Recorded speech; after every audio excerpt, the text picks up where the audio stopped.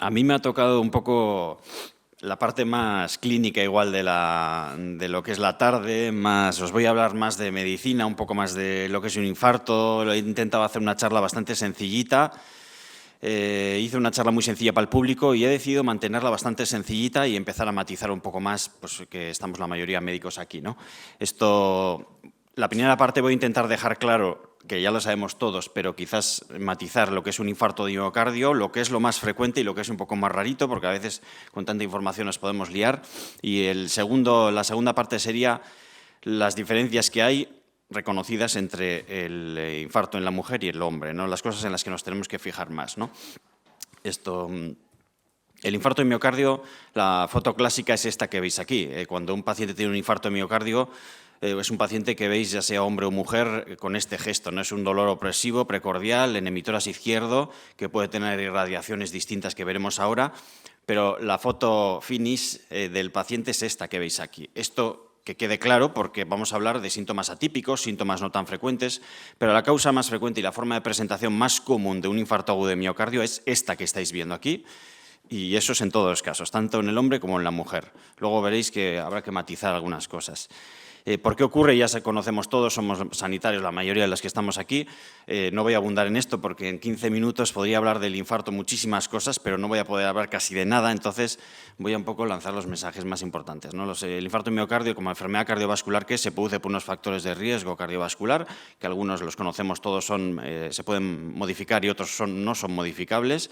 Y con los años todos estos factores de riesgo, el tabaco, el colesterol, la diabetes, la obesidad, la falta de ejercicio físico, el estrés, y podríamos añadir muchas cosas y sobre todo cosas que vais a ver que nos van a sorprender posteriormente, genera una enfermedad cardiovascular, una génesis de placa de ateroma que en un momento dado puede complicar y generar el problema, ¿no? Esto puede ocurrir en el corazón en forma de un infarto de miocardio, pero también en otros lugares del territorio vascular, como pueden ser los ictus o pueden ser otro tipo de accidentes en el territorio sistémico arterial, ¿no? Lo que veis aquí es la placa de ateroma, esta es la base, el fundamento del accidente vascular agudo y del infarto de miocardio. Progresivamente la placa de ateroma, la arteria, la pared va dejando de ser sana, cada vez se infiltra de lípidos. Una placa blanda, posteriormente se hace más dura, se calcifica hasta que tiene una fractura, un accidente que es la que produce la trombosis y el cierre agudo de la arteria, que es la que a su vez produce el infarto de miocardio. ¿Y por qué es importante, especialmente en el corazón, que una arteria se cierre? Lo es importante en todo el cuerpo, pero el corazón, el problema es que es un órgano eléctrico, y como órgano eléctrico que es muy sensible a la isquemia, y la isquemia puede generar desórdenes, arritmias, que en muchos casos pueden ser mortales, y esto es la causa principal y la mortalidad principal que infiere el infarto a nivel extrahospitalario, la muerte súbita de las personas que se caen en la calle, se desploman, y lo hacen por tener un infarto de miocardio que en realidad les está generando un desorden eléctrico, que probablemente si hubieran tenido una asistencia eléctrica precoz, podrían haber solventado y salir de ese accidente eléctrico y poder ser viables a posteriori, como lo son en muchos casos en el hospital.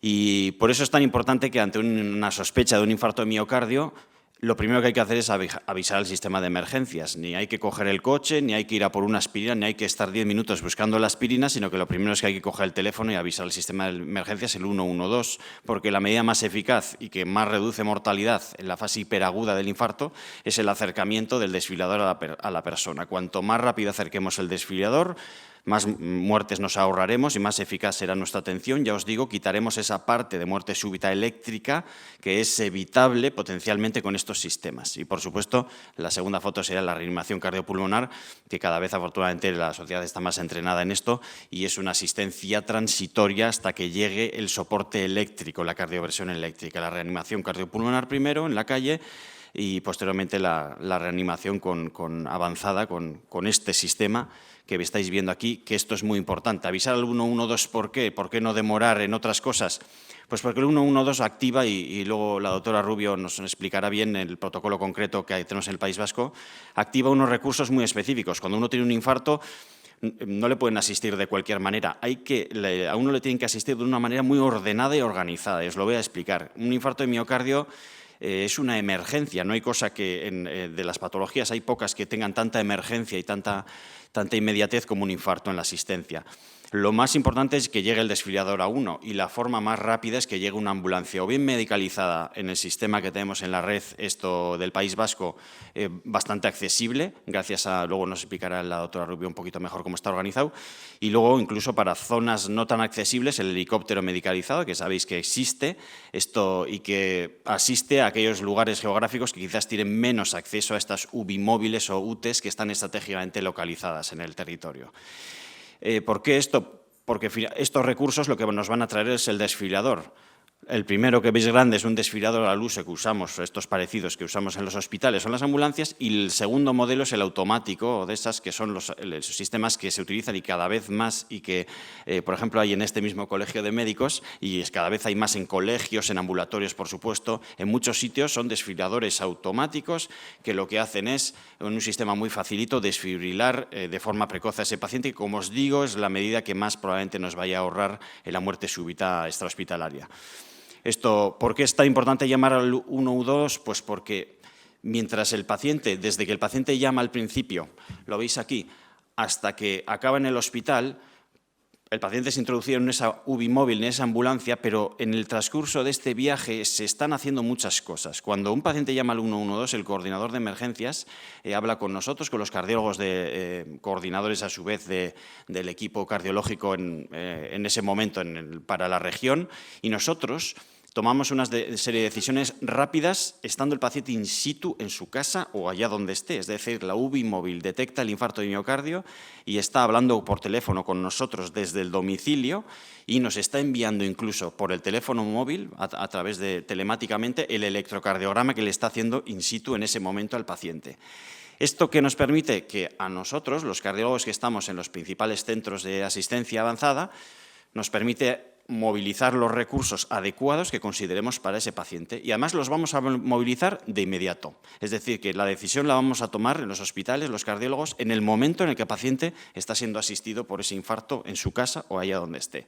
¿Y por qué esto es importante? Es importante porque mientras la ambulancia está viniendo hacia el hospital, este equipo al final que veis, que es el equipo de hemodinámica, el equipo de cateterismo cardíaco, que es lo que hacemos en este tipo de patología, está viniendo de sus hogares hacia aquí a la vez y que el paciente, la ambulancia, lo trae hacia el hospital. Es decir, que todo el mundo, tanto el paciente como los especialistas, están viniendo hacia el hospital para darle una asistencia inmediata y rápida a ese paciente. Claro, esto no se podría conseguir si el diagnóstico lo hacemos a nivel intrahospitalario. Si el infarto nos lo encontramos en la puerta del hospital, tenemos toda la demora de que el equipo de hemodinámica tenga que venir hasta el hospital. Y como veréis ahora, el tiempo es músculo, el tiempo es oro, el tiempo es muy importante en un infarto y esto se evita mucho con este sistema, ¿no? ¿Y qué hacemos los médicos en el hospital? Pues es algo tan sencillo y se lleva haciendo desde tantos años y tan eficaz. Cada vez hay más medios, pero el cateterismo cardíaco emergente, esto es una emergencia médica, os he dicho, especialistas vienen al hospital a hacerlo, es el tratamiento a día de hoy número 1 para el infarto de miocardio. Esto lo que hacemos es, ya lo sabéis, una angioplastia, se introduce un catéter en el vaso, se infla un balón y este balón, esto contiene una malla que está replegada inicialmente, que posteriormente el balón la despliega y hace una correcta posición sobre el vaso y deja la arteria mecánicamente abierta, ¿no? Es, ya os digo, el tratamiento número 1 para el infarto de miocardio. Estaría también la fibrinolisis para etapas muy precoces, pero a día de hoy, con la red que tenemos y una disponibilidad de angioplastia rápida, es sin discusión la medida más eficaz. ¿Y por qué esto es tan importante? Porque el tiempo es oro, el tiempo es músculo y a medida que pasan las horas, músculo que perdemos. Cuantas más horas pasan, más músculo perdemos. Y el perder mucho músculo significa perder fracción de eyección, perder gasto cardíaco, empeorar el pronóstico que está a su vez relacionado con la fracción de eyección y los resultados de mortalidad son mucho peores. La parte de la presentación y el manejo es esta, los síntomas son distintos, ya entramos un poquito más con el tema del género y entre hombres y mujeres, pues sí, pero la forma de presentación más típica del infarto de miocardio y el síntoma más frecuente es el dolor precordial. Que quede claro que el dolor precordial es la presentación típica, la primera imagen que os he puesto y es la forma en la que todos los médicos debemos de identificar un infarto de miocardio. Luego hay otros acompañantes, otras irradiaciones que veremos ahora, que acompañan a ese dolor precordial, pero el que nos va a identificar principalmente y de forma más frecuente es este síntoma. El dolor precordial, el dolor de un infarto de miocardio típico es aquel que dura más de 10 minutos y que se localiza, como veis aquí, en la zona retroesternal, en el hemitórax izquierdo, y que puede irradiar, suele irradiar de hecho al cuello y a la mandíbula y también a la parte interior de todo el brazo izquierdo. Esto es la manera típica, la manera más frecuente, más prevalente de presentarse, tanto en hombres como en mujeres. Sin embargo, hay otros síntomas más atípicos y que se suelen observar más en mujeres que en hombres. No quiere decir que sea lo más frecuente, pero son formas de presentaciones que vemos más en mujeres y que a veces hay que saber, como irradiaciones en epigastrio, irradiaciones a ambos brazos, no está aquí, lo veremos en la siguiente, pero en la espalda, esto, y veremos ahora con un poquito más detalle. El cuadro clínico típico de un infarto, no nos olvidemos, es un dolor torácico repentino, opresivo, prolongado, que se propaga a brazos, hombros, preferentemente el lado izquierdo, mandíbula y cuello. Cuando hay disnea, cuando hay falta de aire, el gasto cardíaco puede estar reducido con una situación de insuficiencia ventrículo izquierdo y edema pulmonar. Y otros síntomas pueden ser y suelen ser la diaforesis, la sudoración, la debilidad, los mareos y otros como palpitaciones, náuseas, vómitos e incluso, como hemos dicho, un desfallecimiento en la calle, ¿no?, por una muerte súbita. Esto es lo más común. Las mujeres, sin embargo, experimentan síntomas, a veces matices distintos a los del hombre. Los síntomas más comunes, más específicos, diría yo, más que comunes, serían la disnea, la debilidad, la fatigabilidad, somnolencia, unos síntomas un poquito a veces más atípicos que pueden vestir ese infarto de una manera no tan a la que estamos acostumbrados, ¿no? Y esto es un poquito lo que tenemos que hacer énfasis. Cuadro clínico típico, el que os acabo de decir, dolor precordial, súbito, opresivo, con síntomas diaforesis, náuseas, palidez, vómitos. Esto es la forma más prevalente del infarto de miocardio en ambos sexos. Sin embargo, hay otras localizaciones a considerar que especialmente se suelen ver más en la mujer, por eso hay que tener un poquito más de atención en la mujer, como pueden ser pues, irradiaciones distintas, como aquí la zona del epigastrio, el ARRI, malestar, o incluso en la espalda, o irradiaciones solo a ambos brazos sin dolor precordial. Veréis luego que la mujer el dolor precordial no es tan prevalente como el hombre, sin embargo es la forma más frecuente de presentación, pero hay que tener un poquito más atención a esto. Bueno, y hablado un poquito de lo que es un infarto, cómo se atiende y lo que hacemos, así en plan sencillito, porque no tengo mucho más tiempo para eso, y resumiendo, fijaros si la mujer es tan distinta al hombre en lo que es el infarto de miocardio, que incluso la American Heart Association, la sociedad americana, ha publicado un decálogo con 10 diferencias principales del infarto en la mujer y el hombre, ¿no? Esto está publicado y esto que salga en una publicación de este nivel quiere decir que algo hay detrás y que algo tenemos que atender y que probablemente algo tengamos que hacer mejor. Y las diferencias fundamentalmente son la mayor mortalidad, ya lo han comentado mis compañeras, el infarto de la mujer es más mortal y lo triste es que todavía incluso no se ha conseguido una reducción de la mortalidad, especialmente en la mujer más joven, ¿eh? La mujer más joven no suele tener tantos infartos, pero los infartos que tiene son bastante peligrosos y además, como veréis luego, están relacionados más con los factores de riesgo. Aquí tenéis la hipertensión y la diabetes, tienen más repercusión pronóstica en las mujeres que en hombres. Y este es un detalle, la depresión es 2 veces más prevalente en mujeres que en hombres. Incrementa, fijaros, el riesgo de infarto al menos un 50%. Esto es una barbaridad y esto es una cosa que puede pasar desapercibida, pero no lo es. La depresión, al final, ya sabemos todos que estamos médicos aquí la mayoría, que los síntomas son muy dispares. A veces la mujer o el hombre deprimido pueden contar muchas manifestaciones distintas y a veces nos lían con los síntomas, no sabes bien qué es, que si es ansiedad, siempre andamos con esto, ¿no? Bueno, pues que tengamos la bombilla encendida de que, ojo, que la depresión, los datos nos están diciendo que esto, y ya veréis luego también el estrés, pueden disparar la tasa de infarto de miocardio y mucho además, y esto lo recoge, fijaros, la sociedad americana, ¿eh?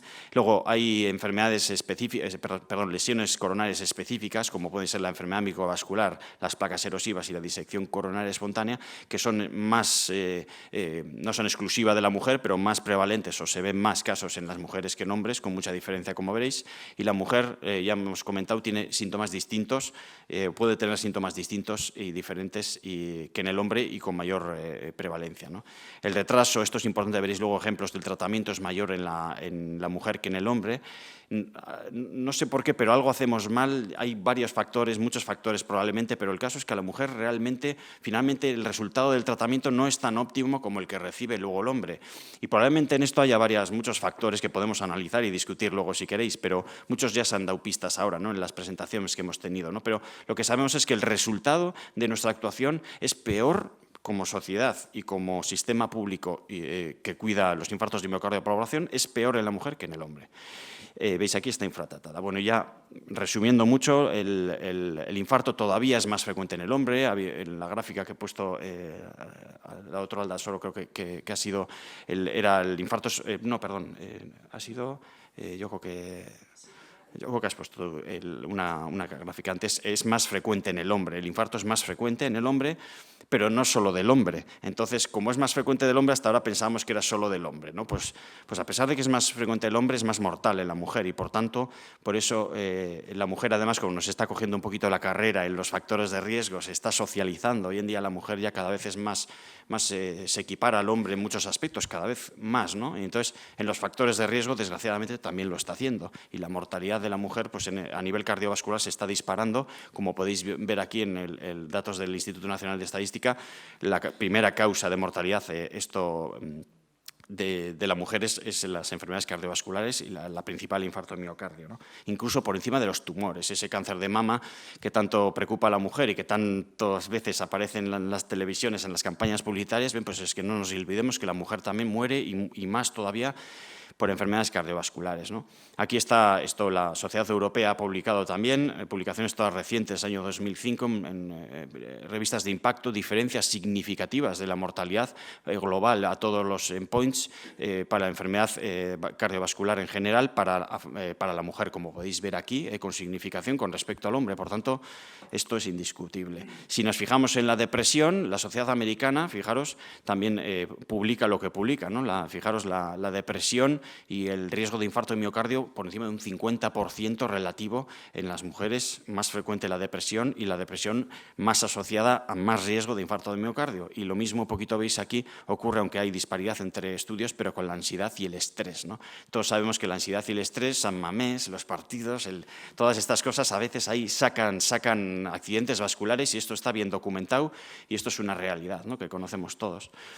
Bueno, esto ya es entrar en matices, pero hasta incluso los fármacos, aspirina, beta bloqueantes, estatinas, está documentado que sus efectos adversos, su tolerancia, se ha hablado de esto también, ya termino, ¿no? Ya está.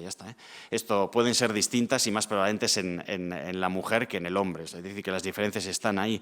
Y hay datos, publicaciones en 2016, fijaros que la tasa de no reperfusión del infarto es un 8,8 frente a un 5,2 en esta publicación muy reciente, ¿no? Y así podíamos sacar ejemplos, ¿no? Es decir, que la mujer finalmente no acaba siendo igual de reperfundida que el hombre, y esto es un dato que es objetivo.